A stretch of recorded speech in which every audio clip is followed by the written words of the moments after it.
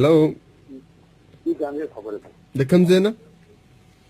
جنزیب خان بخیر اړه بخیر اړه جنزیب خان تاسو اواز ډیر کم راځي. خجی جنزیب خان اوس غږ ټیک دی او اوس تاسو دې ډوړو ته خو ملما سجان اسماعیل شه په دې سلامونه خوشاله عزت منش د دې سجان اسماعیل شه په ټول پښتانه په ګوډ ډیر خپل پروګرامونه کوي او پښتنو आवाज اچھا طرفه خوشاله اوسئ نور په ګوته نه پدې جزاک الله او سجان اسماعیل شه نه وړه کوم د ګیله د خپل نتیجه نه دا محسوس کینه خپطي جی قربان جی او کېږي چې زمانه سره غلط نه کېږي چې ومنګ داسې غنو داسې ډیرو ملګرو نه په امارات کې اوري کنه ډیره سجان اسماعیل شه زیات تر لګنن سوا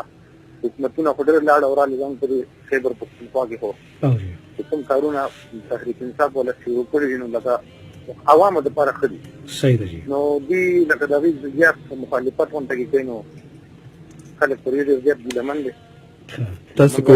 وختي پروګرام کتنې سجان الله خدا خبر کړه چې تاسو ته خپل وای دا خبره ته خپل نو وختي تاسو نه مخ کې اول ډېر مننه خوشاله اوسئ تاسو ګیله خبرو کړه ما په خپل مخ کې چې تاسو د پړق ځای پرې خېدي تاسو د ګیله خبرو کړه ما په سینه تاسو د ګولې ځای پرې خېدي نو ګیله خو ډېر وړه خبره ده جی تاسو حق ته خبره دا سره چې د مخ کې به مرګ تاسو کو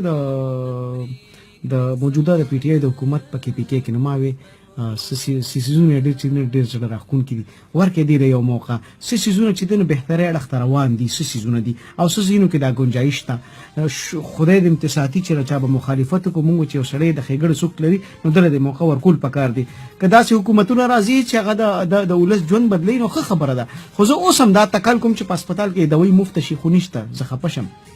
زه اوس هم غواړم چې سکولونه روان شي چې ودان شي خو کارینا زه اوس هم غواړم چې خار د صفا شي